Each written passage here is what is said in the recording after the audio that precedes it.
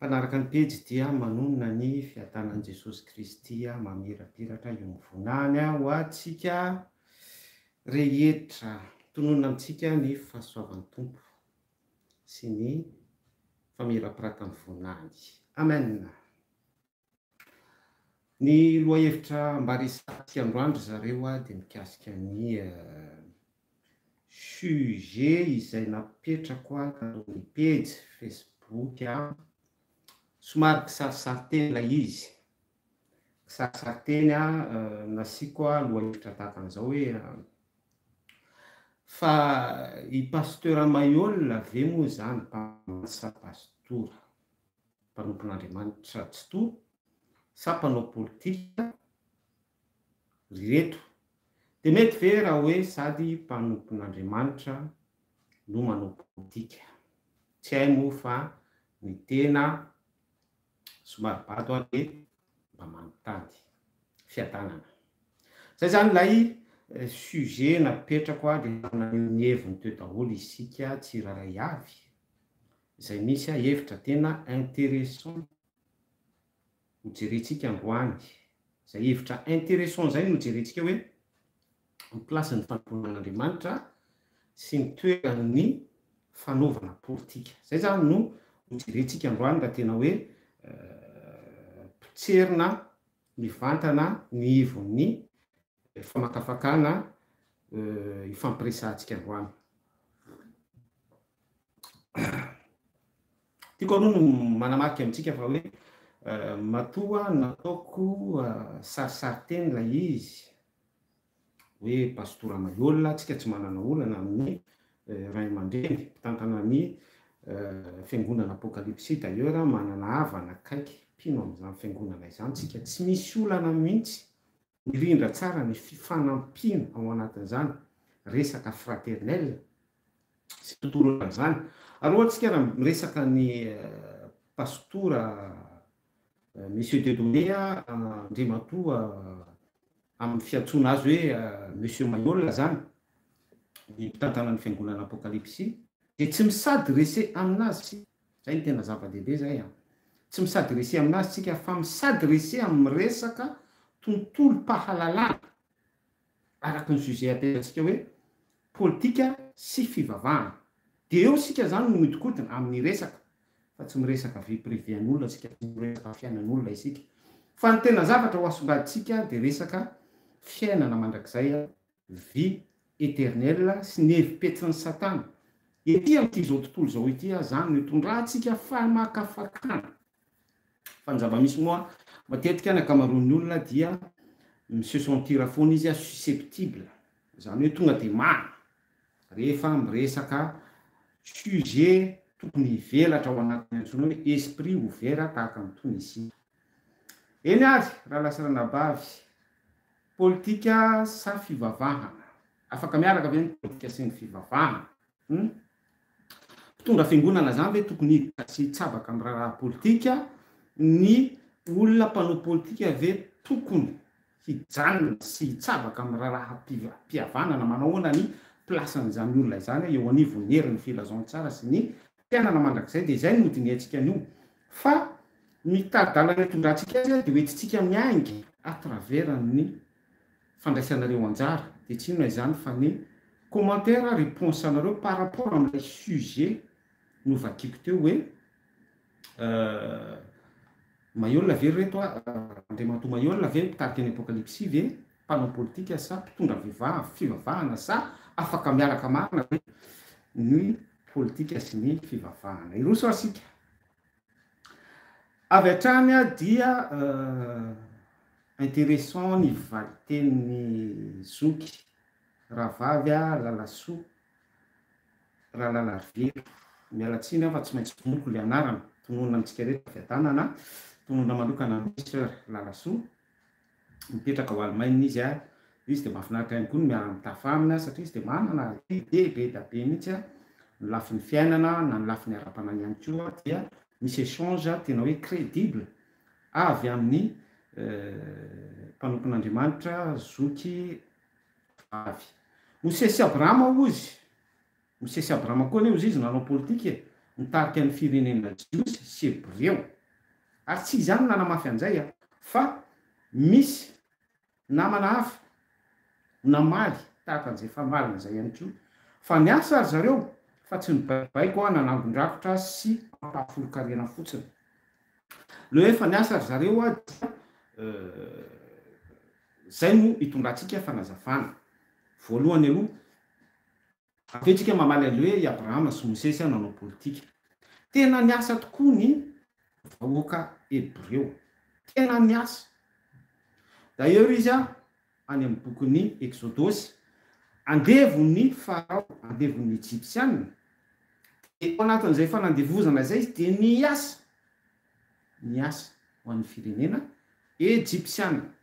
nanao an'ireny dôme nanao an'ireny pyramide ireny nanao miconstruire karazan-tsampy lapagode zavatra be da be ohatr'izany zay mety ho karazana infrastructure endrika maha-Babilôna sy firenena mataka ny firenena tamin'ny vanim-potoanany dia ny asa ary be da be mihitsy ny vahoaka Israela namoy ny ainy tao anatin'izay hoe asa-panandevozana herim-po hebreo ho an'ny zakana Farao izay ny asa izy ireo fa ity ny tena zavatra tena tiako tsindrina amintsika hoe tao anatin'ny vanim-potoana na nandevozana azy ireo intéressant be ty zavatra lazaiko ity dia tsy nitsahatra ny vavaka tamin'Andriamanitry Abrahama, Isaka, Jacob. Israel, Andriamanitry ny nofo rehetra ny vahoaka hebreo. Intéressant be zay indisy resantsika izay. Averiko ndray hoe na dia andevo ary izy ireo ny asa namita ny asan'izy ireo mahandevo azy. Zany raha hoanina amin'ny contexte actuel iainantsika amin'izao zany de hoe io ny firenena malagasy andevozan'ny mpanao politika, andevozan'ny mpametsifetsy sy ny mpangalatra maso sy ny mpamoaka volamena, andevozan'ny sinoa, andevozan'ny karana, andevozan'ny afrikanina, andevozan'ny faux prophète isan-karazany manandevo eto daholo zay tsy tokony hanandevo eto amin'ny firenena malagasy. Mitony amin'ny firenena hebreo zareo israelita zay andevon'ny Egyptianina ary ny mpanandevo dia manana ny Andriamanitra azy izy zay tondroiny fa hoe ny fanompontsampy satria tsy miankohoka amin'ny Andriamanitry Abrahama, Isaka, Jacoba, Israela ny karana, tsy miankohoka amin'ny Andriamanitry Abrahama, Isaka, Jacoba, Israela sy no tsy miankohoka amin'ny Andriamanitry Abrahama, Isaka, Israela ny frantsay sy ny sisa rehetra ny sionista ireo exploiter ny malagasy. Ary d'ailleurs matoa misy malagasy mi-exploiter ny malagasy satria azadiny fa isika samy malagasy ihany koa dia mpanandevo. Be da be no tsy conscient sy tonga say manana zavatra resantsika izany fa isika samy malagasy dia mifanandevo quelque soit hoe amin'ny toe-tsaina na amin'ny fitondran-tena na amin'ny lafiny rehetra na amin'ny lafiny ara-pivavahana ninona dia isika samy sika ara mifanandevo. Miverina amin'ilay contexte vahoaka hebreo ny resantsika teo ihany hoe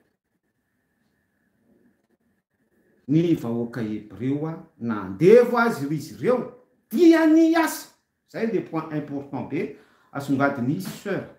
lalasoa fa ny asa ry zareo izy izy fa tsoatran'ny faux prophète fenao Madagasikara mitango dimo rakotra mangalatra rakotra mametsifetsy amin'ny alalan'ny fivavahana indisy anankiray zay isika malagasy samy mifanandevo tahaka n'ireo malagasy mahazo fahefana sy mahazo fitondrana sy mahazo poste-clé fisarana gendarmerie sy ny zavatra rehetra afaka ilazantsika azy manandevo mifanandevo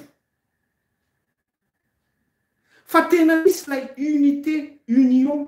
firaisakina ny asa izy ireo na dia andevo azy. Ny zavatra azo ambarana ihany koa afaka mivelatra be hatreo amin'izay indisy izay hoe noverezo malagasy nangalarina ve ny asa tokony ho anjaran'ny malagasy nipotehana ve ny orinasa malagasy ohatra hoe ny Ticoa, ny Trois Frères, ny be da be tsika mahihany zany dia izay hoe no mitondra efekôzy ka lasa tsy nisy intsony ny asa na hafahany malagasy sy asa tahaka ny herim-pona nanany vahoaka hebreo tamin'ny vanim-potoanany ny asa izy ireo arak'ilay tadalana voaraintsika eto sa tena kamo mihitsy ny malagasy dia aleon'ny malagasy a mandany andro amin'ny Facebook, mandany andro amin'ny resaka challenge, mandany andro amin'ny TikTok, ny Snapchat, ny YouTube, mandany andro amin'ny blague salé, mandany andro amin'ny zavatra rehetra, distraction selon ny mondialisation sy ny zavatra entin'izany. Mifamatotra daholo ny zavatra resahantsika izany. Fa ny zavatra nisy tiako tsindrina sy ampitaina amintsika ary tokony voaraintsika dia hoe tena ny asa ny vahoaka hebreo ka izay herim-po zay dia tokony voasambotritsika na dia hoe ao anatin'ny fanandevozana ary sika tahaka ny vahoaka hebreo tamin'izany fotoana izany hoe andevo ny egyptiana izy ireo fa ny asa tsy kamo teboka ray voalohany zay ary ny teboka faharoa tena ngeza be dia izy ireo vahoaka hebreo izay nivavaka foana tao anatin'izay hoe fanandevozana izay important be ary tokony manandanja be eo amin'ny pensée atsika malagasy hoe izy ireo dia nivavaka ny taloha tamin'Andriamanitra foana ary porofony zany na mahavavaka azy ireo Andriamanitra tsy toa hoe efa reko ny fitaraina ny oloko efa nyresahantsika teto zay dia nanafaka azy ireo tao anatin'ny fanandevozana Andriamanitra tsy toa zay teboka roa zay zany dia afaka asongaditsika tsara hoe na dia andevozon'ny sinoa, andevozon'ny karana, andevozon'ny zao rehetra izao ary isika malagasy dia tsy tokony ho kamo aloha amin'ny sehatry ny asa fa tokony ahay miary sy manokatra ary ny teboka faharoa ngeza be dia tokony mahalala ny fahamasinana ilay fifandraisana amin'Andriamanitra important be zay tokony mitodika Andriamanitra isika tokony miraisaina mivavaka mba hamaly vavaka atsika ihany koa Andriamanitra tsy toa hiteny hoe efa reko ny fitarainan'ny oloko malagasy dia mamaly vavaka atsika izy dia manafaka atsika amin'ny fanandevozana selon la Bible izany zavatra zaraintsika izany après be da be ny calcul afaka aborder ny tsirareo andao andray basy andao andray révolution andao hiverina tahaka efa nisy teto daholo ny mouvement 72 91 2009 2002 nisy raha latsaka sy nisy misera daholo tao anatin'izany misupira ny conséquence isika zao ary zasa miteny amintsika fa ny olona maty rehetrarehetra tamin'ireny etsika azy vanim-potoana ireny dia nanolotra ny fanahany ho an'ny Satana maty tao anatin'ny tsy fahalalana ary zay le grave be satria izay zavatra izay nisy ny tena plaisiran'ny Satana manokatra izy mizera manokatra izy événement apocalyptique manokatra izy zavatra catastrophe takan'ireny déclenché manisy vanja ao anaty poudre izy dia izany manisy pitika hafa dia rehefa miretriny dia rehefa misy ny aina be da be foy dia makany amin'ny fitomanina sy ny fikitroanify mandalo séjour de mort destination fitsarana farana dia any fitomanina sy ny fikitroanify satria maty tao anatin'ny tsy fahalalana ilay olona zay le izy zay ary zay ihany koa dia be da be ny olona tsy conscient amin'izany ary zany zavatra resahantsika izany dia tsy détaillé ny mpitondra fivavahana any am-piangonana malheureusement fa dia sesefana pensée positif ny mpino dia mipaherezana amin'ny karazana verset biblika hoe hotahina ianao raha miditra hotahina ianao raha mivoaka fa tsy fantatry ilay mpino akory hoe misy danger imminent ao anatin'ny antsoina hoe manipulation ampiainana n'ilay mpino sy anandevozana ny taranaka misy amin'izao vanim-potoana izao ka raha tsy consciente amin'izany ilay taranaka dia tsy manana sens d'orientation izy tsy manana réflexion tsy afaka ny ho visionnaire izy hiconquérir solution ho vahaolana indrindra fa resendahatra sy fiaikena marina ny amin'ny hoe tokony an'olo-tena amin'ny mpahary Andriamanitra tsy toy ialo hoe Elohim isika izao taranaka izao satria izay ihany ny vahaolana arak'ilay ohatra noetitsika tsotsotra niainga tamin'ny tantarany zanak'Israely teo. Toizantsika ihany efa fakafakana hijery commentaire anankiray indray isika. Ato amin'ny Andriniala Soafeny indray be da be le commentaire fa zay intéressant ihany no raisitsika hoe tsy afa-misaraka ny nofo sy ny fanahy ozy izy. Zay fijery zay dia fijery dimensiona première, zany hoe fijery amin'ny lafiny voalohany, lafiny du sens du premier degré zany. Tsy afa-misaraka ny nofo sy ny fanahy fa raha ny baiboly no diniantsika dia mazava tsara mba soratra ny baiboly hoe nofo manohatra ny fanahy. Misy message ngeza be sy misaraka tsara ho anakan'izany ekeko fa en tant que hoe zay nyteneniko hoe première dimensiona izao toerana misy atsika izao izay mbola teraka tao anatin'ny ota, izao toerana misy atsika izao izay mbola tsy mandalo ny antsoina hoe efa être renouvelé vatana voamboatra après transformation, après fahaterahana indray. Eto dia contexte fahaterahana indray resahako eto dia le contexte joanique jaona voalohany toko fahatelo andininy fahasivy hoe ny zanak'Andriamanitra tsy mahay manota, tsy manota, tsy manana fisaina sy fieritreretana, ota mihitsy izy any anatin'ny sainy any, tsy misy ota amin'ny traverse mihitsy any anatin'ny sainy any. Imagineny hoe antsika zao mifaka misy fotoana mivavaka isika dia eo am-pivavahana eo dia misy zavatra mitraverse any anaty esprit atsika any. Zany ny preuve fa mbola faible isika, mbola malemy isika. Dia izay ilay dimension na resahantsika eto hoe mbola andihany voalohany, première dimension izao fisitsika izao mitafy nofo sy rà, ary zay ty ambarany sœur Soafeny hoe tsy afa-misaraka ny nofo sy ny fanahy. Ora nefa Jesosy Kristy dia nampianatra tsara fa raha tsy ateraka indray ny olona dia tsy mahazo mahita ny fanjakan'Andriamanitra au temps présent, mahita ny royaume céleste mihitsy. Ary azadino lay révélation an'i Paoly tonga tao am-bavantsika teo hoe nofo manohatra ny fanahy. Important be zay. Galasy ranabavy. Zany rehetra zany matoa ambara amintsika sy tenena amintsika dia ahafahantsika manao balance, mandanjalanja manoloana ny trangan-javatra misy ety amin'ity zao tontolo zao ity, surtout ity resaka politika sy fivavahana ity ho valitsika amin'ny farany mivantana izy io mantsy. Efa tsy antsono izy Tolomita Daniel ny mpitondra fivavahana amin'izao tsy fantatra tsony ve hoe tena mpitondra fivavahana marina sa mpanao politika. Zay ny tiany ranabavy Tolomita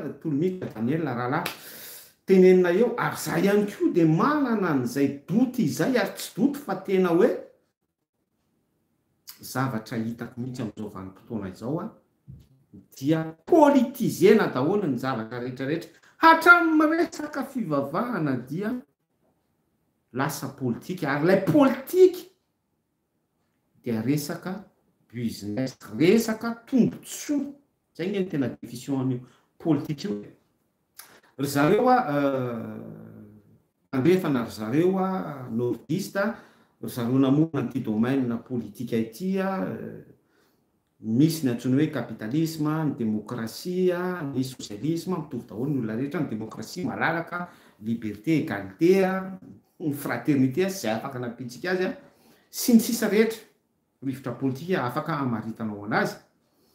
Zaza ny teny amintsika sy manambara amintsika hoe zao tontolo zao tena malinina, tena hoe fety. Ary zay dia manamarika zay ambara amin'ny baiboly foana hoe ny zanaka zao tontolo zao dia marani-tsaina mihoatra amin'ny zanak'Andriamanitra, ary tena voaporofo mihitsy le izy. Alay fisarantsaina tsara ilay fisotran'ilay système nametrahana n'ity rivotra hoe politika ity. Tany am-piandohana sy tany alobe tamin'ny andro fahagolona tao andrina levy sy ny sisa rehetra dia ny délogeny zareo ilay rafitra dia ny soloany sata resaka constitution rafitra républicaine hoe mpitondra président de la république dia ministre sy ny armée sy ny tsy fantatro tsony atsika rehetra zany ny pouvoir exécutif ny pouvoir exécutif ny pouvoir législatif ny primature de hoe ny fahefana dia ny vahoaka fa zany efa miteny amitsika fa resaka ka resaka hoe ampandrina drisa ary tena hoe natoro mitsangana mihitsy ny vahoaka tamin'izany vanim-potoana izany na ihany koa tena ny délogena amikery mihitsy zay le resaka fanjanahantany nazera ny rafitra fahampanjaka ora nefa tena indrindra tsara fiarahamonina tamin'izany ka inombo mivadika raha tsy nisy naka natahotra ny janahary na de mbola tsisy ara ny révélation divine na baiboly tamin'ny alalany missionnaire sy tamin'ny alalany révélation fanahy masina am'izao vanim-potoana ainantsika zao grâce taorinin'ny fisehoan'i Jesous Kristy namita accompli tout est accompli teo amin'ny hazo fijaliana e délogeny zareo io rafitra mpanjanaka zay le teniniko atsika hoe malairy zareo de lay rafitra république sata io no napetraka ry zareo ary mifidy mpiara-miasa izy zany no antony redy diaspora zany no antony mpamadika sy ny sisa rehetra dia nomena am'izay ny hoe fahaleovantena fa lay firenena mahaleo tena tondroina hoe pays indépendant Madagasikara, Afrika sy zay rehetra voazanaka nandalo fanjanahantany raha mandinika isika dia mbola ao anatin'izay griffe fanjanahantany izay ihany fa mondialisé la izy zay ny tena marina azay le ny teneniko hoe malairy zareo tsy la rafitra hoe andrina andevintsony no hitatsika ovo sy ny tsy fantatro tsony fa ny manan-karena sy ny mandra tratratratraindry zareo ny démocratie tratratratraindry zareo ny liberté d'expression sy ny sisa rehetra fa anjaranao ny mamaly anjaranao ny makafaka hoe tena miexiste ave zany démocratie zany ao Madagasikara miexiste ave zany démocratie zany ety Afrique miexiste ave zany démocratie zany any Ukraine miexiste ave zany démocratie zany any pays arabe sy misy pétrole sy ny misy richesse rehetrarehetra uranium Congo sy Somalie sy ny tariny rehetra reny Mali misy volamena eo Madagasikara fotsiny jereo fa za samy teny amitsika fa raha ohatra hoe mbola rafitra fa hampanjaka sy fahendrena malagasy zay misy ny antsoina hoe inspiration divine natao anatin'ny antsoina hoe sampy efa nazavaitsika teto zay ka natonga ny vahoaka tamin'izany ny fiarahamonina ny fokon'olona ny foko isan-karazana ho ny rahina sy natahotra ny amidina-pokon'olona sy ny zavatra rehetra zany natahotra ny antsoina hoe aza mangalatra natahotra ny amin'ny antsoina hoe nakatandrina ny antsoina ny aza mamon'olona tao anaty zay le inspiration divine resantsika Andriamanitra niasa tao anatin'ny fahendrena tamin'ny alalan'ny sampy mbola ny fahendreny tsy tony toetra teo ambonin'ny reny satria mbola tsy nisy révélé ny parole écrite ny tenin'Andriamanitra important be zany message ataitsika izany fa izay zavatra izay mihitsy any délogeny izy ireo ity resaka rafitra république sy saka sy ny constitution sy ny état de droit sy ny hatrany amin'ny resaka ONU UNICEF sy fa ny zavatra ao ambadiky reny de lay système fanandevozana ihany fa sous forme fotsiny hoe mondialisé pays riche ny mpanan-karena sy ny mandra de eo foana lay fanandevozana ny andrina de zay manan-karena zay manam-bola zay eo amin'ny pouvoir politique zay manana ny fanalahidin'ny lalàna ny fitsarana ry zareo no andriny ny velan'izay dia andevo daholy fa raha itsika zay afatra zay fanadihina tsotsotra izay tokony aranaiky amiko ny fahamarinan'izany famakafakana izany no fa raha ohatra ianao manohatra be fahatany an'izany de mety efa misy problème mihitsy ianao amin'ny profil na misy problème mihitsy ianao amin'ny tenin'Andriamanitra tenena am'izay de hoe efa misy esprit manohatra ao anatinao. Mila mandeha ny tena kely ianao am'izay. Jery commentaire ndray tsika ary koa izy tsy mahay bon resaka ohatry ny morikeny eny a izy jiaby sady politicien no mpitondra fivavahana zay le zavatra niresantsika teo hoe ny fivavahana am'izao a dia resaka politika fanangona karena business zavatra ohatran'izany. Yarson Zagasy David Solomon mamaly azy hoy izy efa nivalitsika teo zay. Valten Thomas Cave Gentlis Babylone lehibe intéressant ihany koa izay valiten'ny frère Thomas Cave zay Gentlis Babylone lehibe. Gentlis de mazava ho azy ivelan'ny tenin'Andriamanitra ireo tsy manana ny portion ny voalombokatry ny fanahy zany hoe ivelan'ny tontolon'ny sitrapon'Andriamanitra zany de mazava ho azy ny politika ivelany tontolon'ny sitrapon'Andriamanitra satria efipetsy ny ambadiky n'izany resaka politika izany. D'ailleurs na de hoe araky le niresantsika tany ambony hoe zareo miresaka hoe ny définition ny politika dia gérance na fiarahamonina fitantanana atiny sy ivelany. Fa izay le zavatra niresantsika teo hoe ny délogény zareo lay rafitra fokon'olona lay rafitra fiarahamonina de ny solondry zareo an'izay système izay ihany zany hoe nataony plagiat ny atsika fa napetrana selon an'ny vision andry zareo ao anatin'ny tontolon'ny antsoina hoe politika zay le nasolany lay rafitra atsika dia lay politika amin'entiny zareo io nefa exploitation sy fanandevozana ihany fa sous forme mondialisée araka ny zavatra efa nazavaitsika teo. Babylone lehibe. Ina moa ty resaka hoe Babylone lehibe ty. Babylone lehibe Genesis 1:10 dia fantatsika tsara ny histoiran'ny Babely. Ndra hevitra ny vahoaka amin'izany vanim-potoana izany ny olona dia nanangana marika, nanangana pyramide, nanangana rafitra, nanangana système politique, nanangana dogme, nanangana religion anohatra n'Andriamanitra. Ny zavatra rehetra manohatra ny sitrapon'Andriamanitra dia io lay rivotra babyloniana. Na fitafy io, na foto-kevitra io, athée, philosophe, historien, fa tsy mifanaraka amin'ny sitrapon'Andriamanitra fa mampiataka amin'Andriamanitra tokoa, de zay le esprit babyloniana. De aveo izy nakatra ny seza fiandrianan'Andriamanitra tahaka ny Satana, ny kendry, ny fiandrianan'Andriamanitra tokoa izy ndray no tiany hoderana. Fa izay mihitsy ty resaka politika hoe misy tête eo président de la République de izy no Messie, izy no mizara vary jaune, izy no mizara vary tsinjo, izy no mizara fanampiana, izy no satria izay le placen'Andriamanitra multiplication mofo dimy sy azan-drano.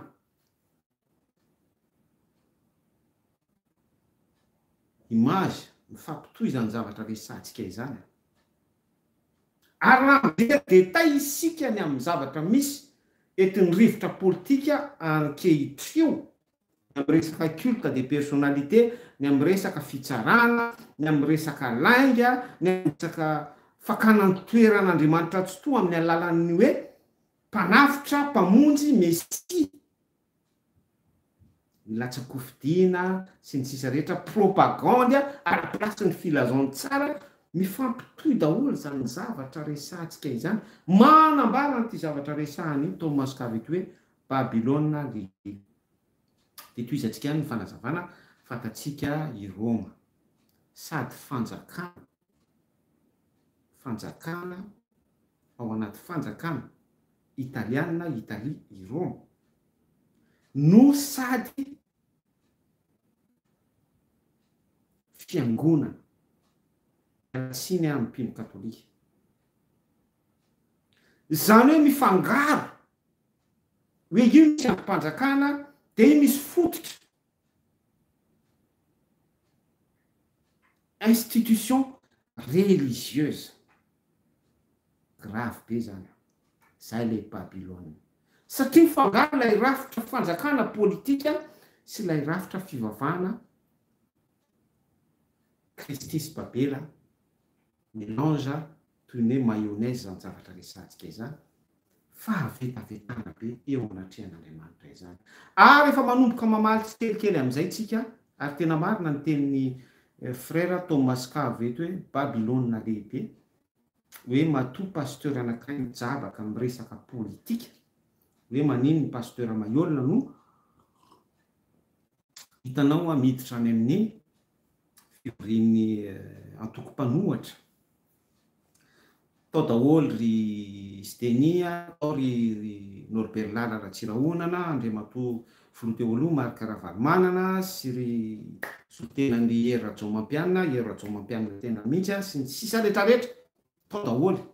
Dia iny fa misy olona représentant ana institution religieuse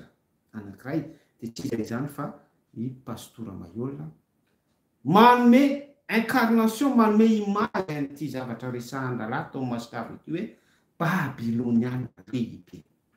Attention, satria tadidio tsara fa Jesosy Kristy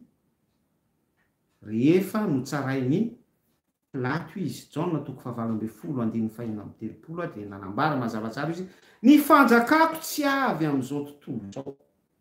fa raha avy amin'izao tontolo zao ny fanjakako dia mba ho niady ny mpanompoka ny mpianatro ny anjeliko ny vahoaka jiosy Jaona 18:36 fa du moment hoe misy mélange io Jesosy Kristy niara-miasa amin'ny Pilato, niara-miasa amin'ny Fariseo tao an-dapa, niara-miasa tamin'ny Kaisara tamin'izany vanim-potoana izany. Babilôna lehibe izay tsy toe-pony Jesosy Kristy mihitsy ary nambarany mazava tsara teto amin'ity Jaona 5:20 ity. Niavaka tsara ny fitsarana Pilato sy ny fitsarana Jesosy Kristy. Amen.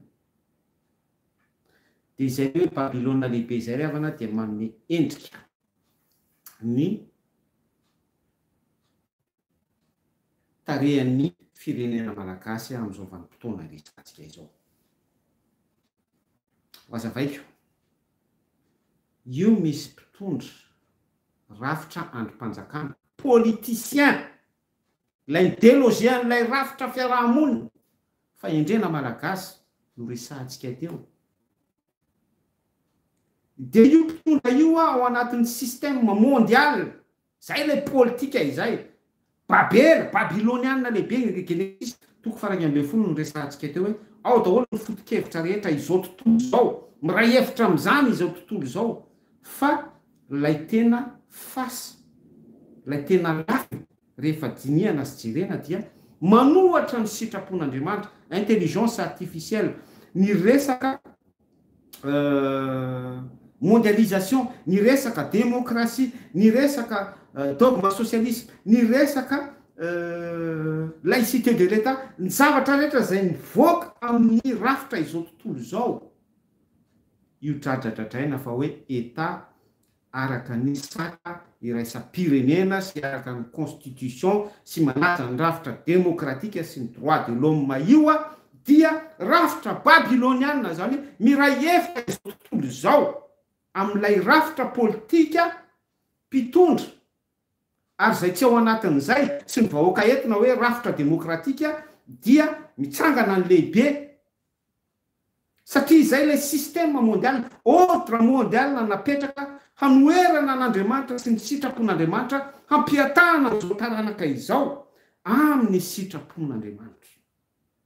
Dia ampidirina amin'ilay rafitra politika, élection présidentielle, propagande présidentielle, ampidirina amin'ny tontolo politika io daholo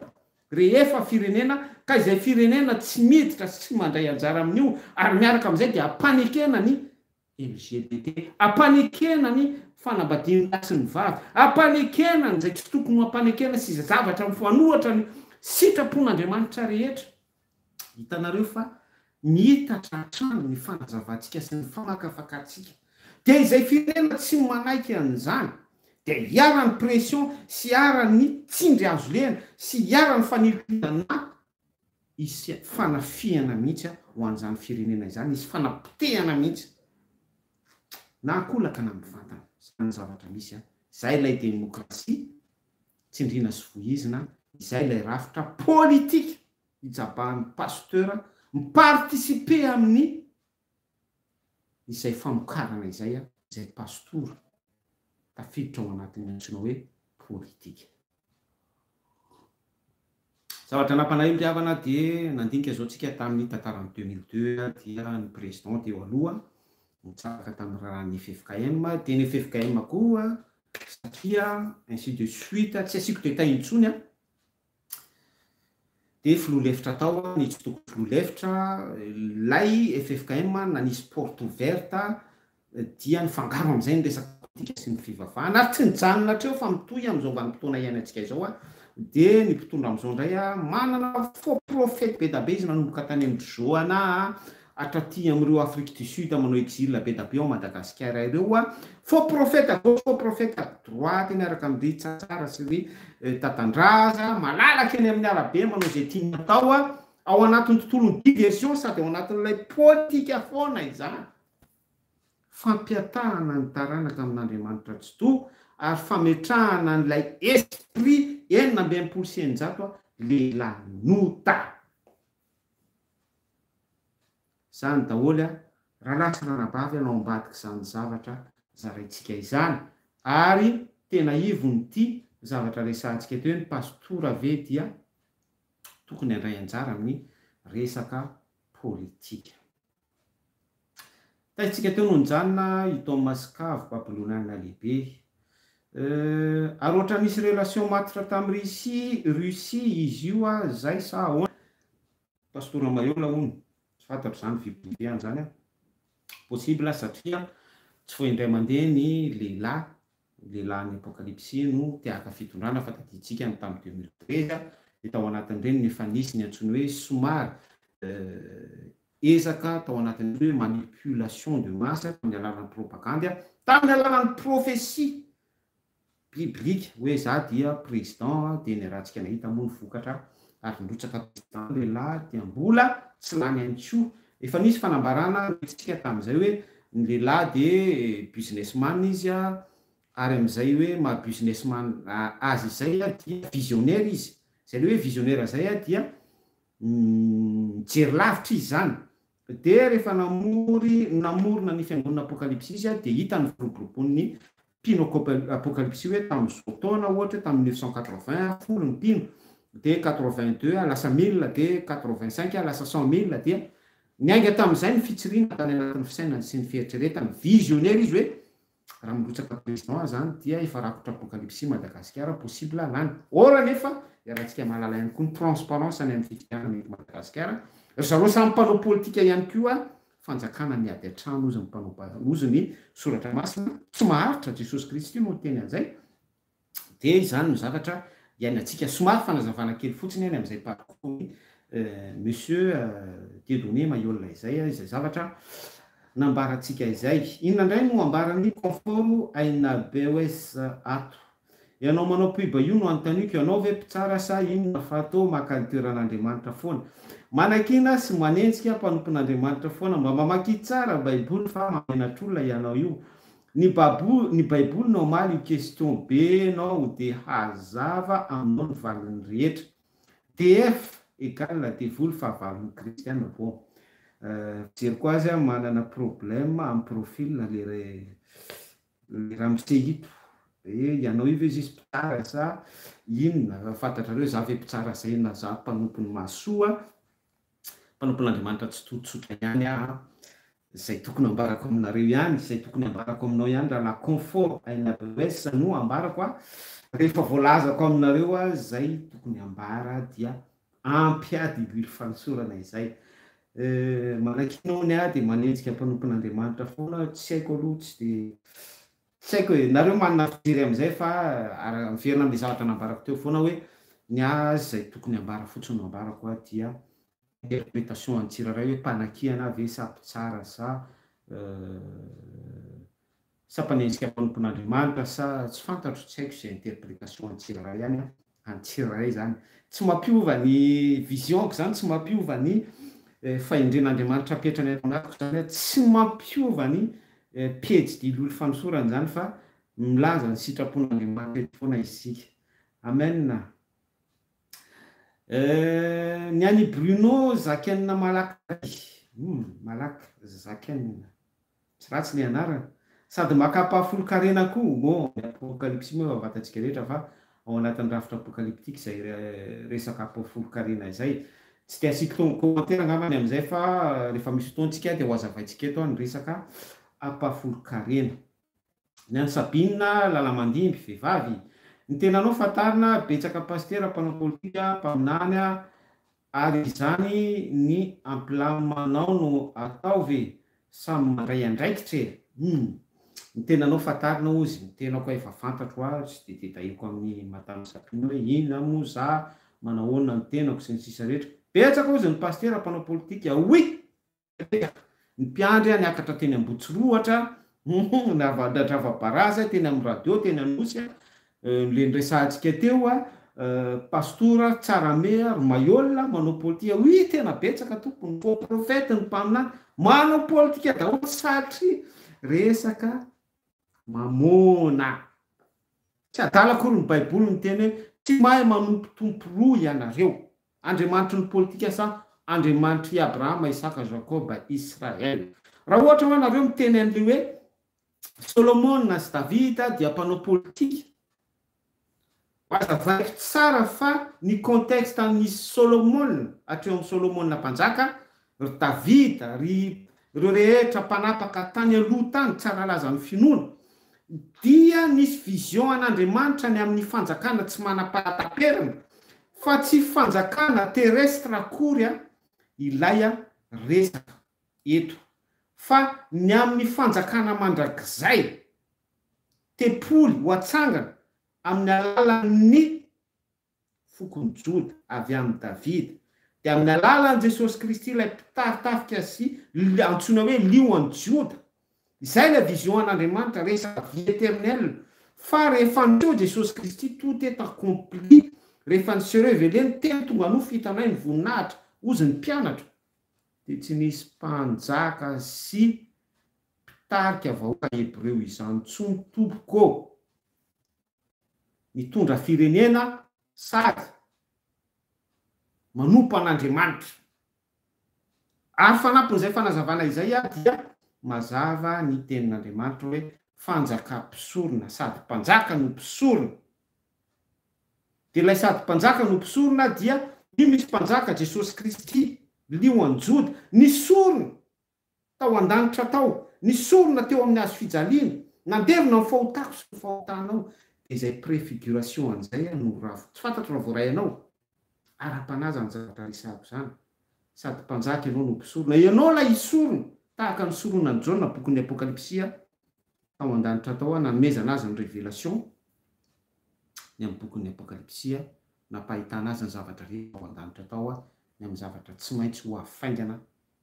izay efa tanteraka sy miandoha amin'izao vanim-potoana iainantsika izao vonona ave ianao nisorona sa le fanjakana eny avoloa ny eritreretinao fanjakana eny Mazorivo ny eritreretinao fanjakana Lapanelizé ny eritreretinao fanjakana mpanjaka mpisorona ao amin'i Jesosy Kristy efa vita ny zavatra rehetra tout est accompli tsy azavainanao zany any am-piangona entanina fotsiny ianao mihira dia mandorakitra dia mitehaka sy mihaino filazan-draharaha raiso ny tsodrano aratsiny amina zavatra resahantsika izany hitokitoky hoe Josefa Davida Solomona mpivavaka fananao politika ny tantana firenena bon miverina amin'ilay zavatra ny resahantsika zany farina mihitsysika ohatrany mba intéressant satria raha araka reo ilay fanazavana dia ny mpanao politika dia amarina amin'izao taranaka izao ho any fitomanina sy ny fikitrohanify zay ny tena tanjon'izy ireo raha tsy misy olona manana an Jehova moa no mpitondra eo inona no fahasambarana ho azo eo ozy ry Gabriel Emir Raka olona manana an Jehova hono no hitantana eo ny zavatra tsara fantatsika dia ny olona anankiray manolo tena amin'ny resaka politika dia olona niala tao amin'Andriamanitra tsy toy izay. Fa tsy misy olona mihitsy hoe mpanompon'Andriamanitra dia irahan'Andriamanitra, tsy misy vision an'Andriamanitra ao anatin'izany, hitantana resaka politika sy hitantana firenena, hitantana varitsinjo, hitantana fanampiana à gauche à droite. Tsy misy intérêt an'Andriamanitra amin'izany. Ny intérêt an'Andriamanitra amin'ny olona anankiray dia resaka vie éternelle. Ny intérêt an'Andriamanitra amin'ny firenena anankiray dia hoy izy hoe sambatra ny firenena manana ny Jehova. Ilay fahasambarana io dia ilay paix divine, izay ny vision an'Andriamanitra, resaka vie éternelle. Efa niresahantsika teto foana izay. Fa tsy resaka hoe il est parsa, tsy resaka hoe gérance interne sy externe, mifanaraka amin'ny la Frantsa, mifanaraka amin'ny Russia, mifanaraka amin'ny pays maroka na tsy maroka na tsy fantatro. Miferimberina be ilay Davida Solomon fa efa voaray antsika ny fanazavana. Zay atongavanao any an-danitra ozy prix price. Faza mijery ny fiainan'ny hafa ianao hoe tsy mijery ny fiainan'ny hafa isika fa mijery ny sitrapon'Andriamanitra. Ny mpankafy Blongrana indray dia hoe io antikristy maiola tsy rarako. Bon, tsy rarantsika ihany koa ny commentairany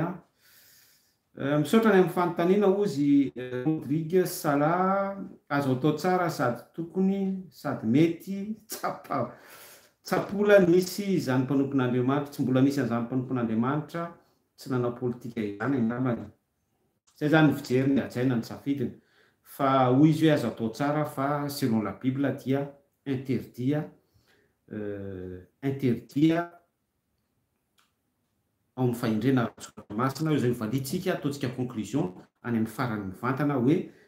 politika sy fivavahana. Raha olona tsy mahay fomba israelien tsy afaka navitra amin'ny Madagasikara zany izy Rosito Randrianasolo. Bon, resak'olona endoctriné indray ny anazy zany hoe raha olona tsy mahay fomba israelien ozy izy dia tsy afaka navitra amin'ny Madagasikara.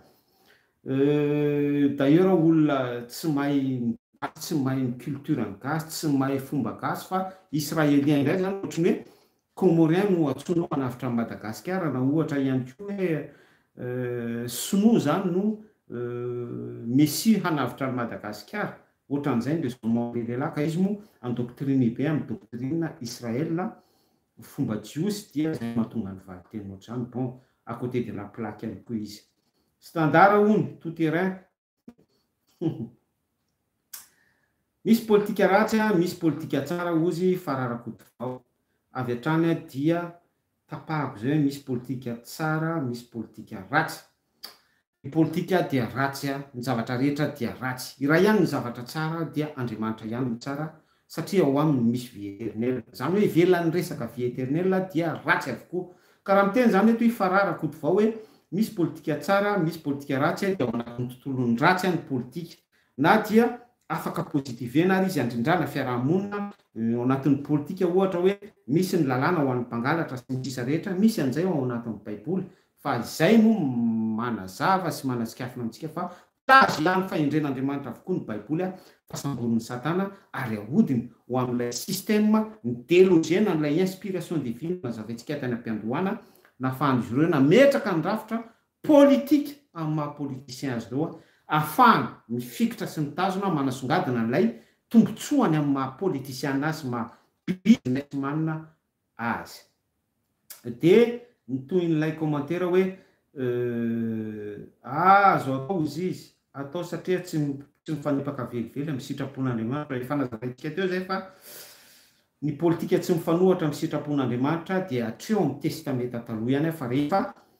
nitsangana ny tempoly tamin'ny alalan'ny Solomona dia tsy nisy intsony ny rafitra mpanjaka teo amin'ny vahoaka Hebreo, satria tonga Jesosy Kristy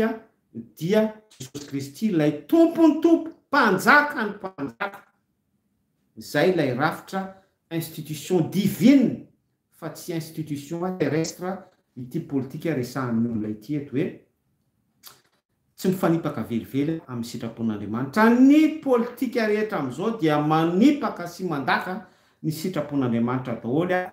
Babel, babilonianina lehibe, fiokoana anohatra an'Andriamanitra Genesis 1:12 ao anatin'ny antsoina hoe structure pyramidale izay fitsanganany ordre mondial ary efa mipetrapetraka tsara mihitsy io ordre mondial io ao anatin'izay structure pyramidale ao anatin'izao vanim-potoana ifampiresahantsika izao.